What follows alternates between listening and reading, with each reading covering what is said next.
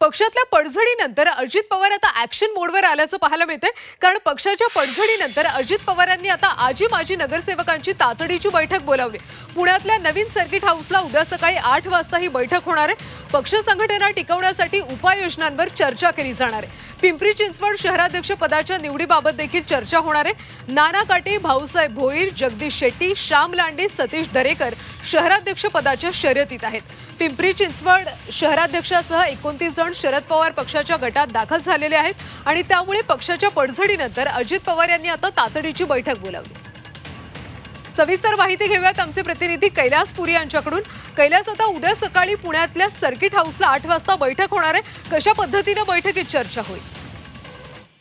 आपल्याला माहितच आहे की अजित पवार गटाचे प्रदेशाध्यक्ष जे अध्यक्ष होते शहराध्यक्ष अजित गव्हाणे यांनी त्यांच्या 29 आजी माजी नगरसेवकांसह शरदचंद्र पवार गटामध्ये प्रवेश केलेला आहे। त्यामुळे अजित पवारांच्या या बालेकिल्ल्यातच त्यांना मोठा धक्का बसलेला होता। आता ही जी पडझड आहे ते रोखण्यासाठी अजित पवार यांनी तातडीची बैठक जी आहे ती बोलवलेली आहे। उद्या 8 वाजता पुण्यात ही बैठक होणार आहे। या बैठकीमध्ये जो शहराचा नवीन अध्यक्ष असेल त्या नावावर चर्चा होणार आहे।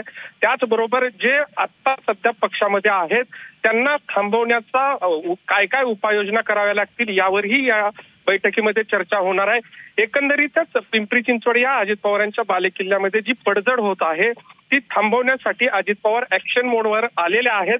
मात्र ते त्यामध्ये कितपत यशस्वी होतात हे पाहणंही महत्त्वाचं ठरणार आहे। कैलास, धन्यवाद या सगळ्या सविस्तर माहितीसाठी। तर पिंपरी चिंचवडमध्ये राष्ट्रवादी पक्षाची बरीच पडझड झाली आणि त्यानंतर अजित पवारांनी आता तातडीची बैठक बोलावली। बैठकीमध्ये नेमकं काय होतं हे पाहणं महत्त्वाचं आहे।